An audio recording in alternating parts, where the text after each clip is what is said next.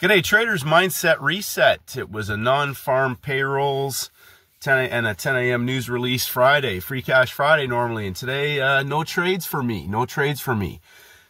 We had quite a bit of movement early after payrolls, but it was untradeable. It was just an explosive 1-minute candle. There was a great reversal opportunity on gold off closing price after the peak formation and the collapse down the coil right at the New York Open for a vertical parabolic short trade. Congratulations to the traders who hit that trade. I thought there was a larger template setting up on the indexes and oil, and those did not eventuate. A little longer time frame trader template setup. And so I went out, did a few things, went to the gym, and came back for the afternoon, only to see that they did not roll over as expected. And sometimes that happens. It is the weekend. We could see that larger collapse or trade happen early next week, if indeed that does present. But number one thing about having setups is that you don't get caught into chasing price action or movement or marking off little bars and chasing things. And that's the biggest thing I want to emphasize today is over the weekend, go back. Today I've already started, but I've got lots of time this weekend now to hopefully catch up on a technical video.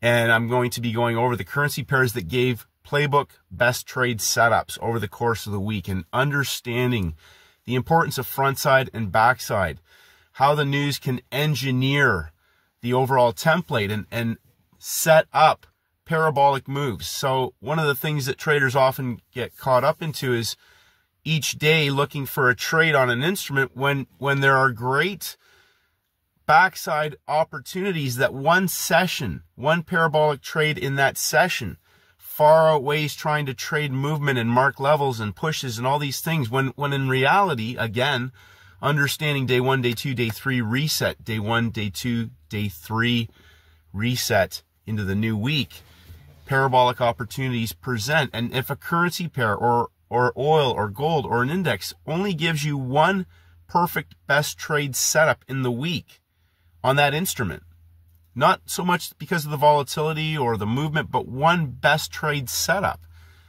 and you execute that flawlessly, some of those opportunities, again, even on a currency pair, we had Aussie dollar yesterday, a great move, Canadian dollar, a 40, 50 pip move that's going to be unidirectional into the close of the session.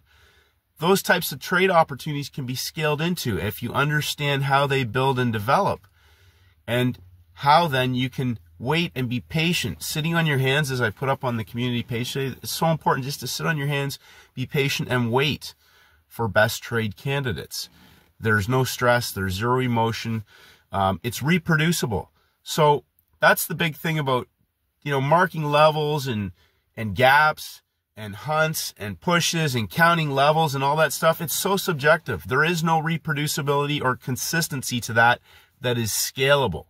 And when I talk about scalability, that is the main thrust behind the types of playbook setups that I've been putting together and working on some bigger ones that are designed, again, for scaling into with size, and they're going to go and keep going. It doesn't have to be an explosive move like we saw in gold today at the New York Open. It can be for an entire session, but there's zero stress.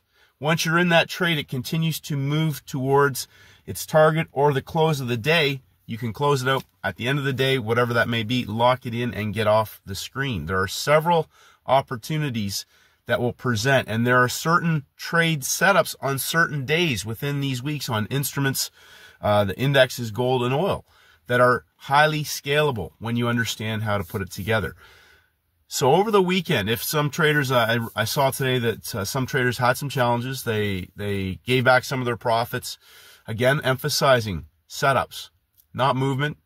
If you're traded before non-farm payrolls, red flag. If you traded before 10 a.m. ISM services, or if you were in a trade and out, as we saw in gold, New York Open, that was over very fast, an explosive move, locking in the money, letting the market then regurgitate or digest that news. We saw some gaps. There was a gap on gold.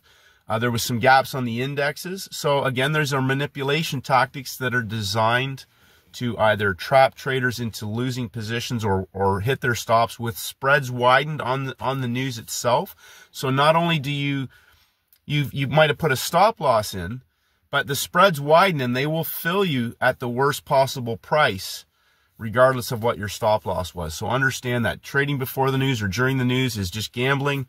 That is not a scalable trade setup. That's just somebody trying to get lucky and catch a move or catch an explosive move.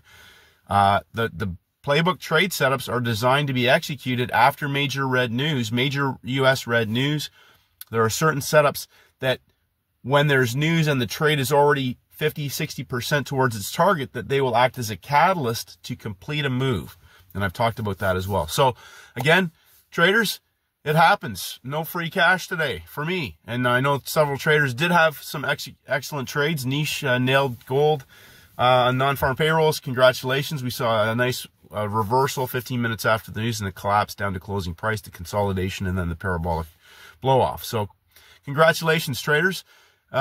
Enjoy your weekend. I look forward to putting together a very in-depth video.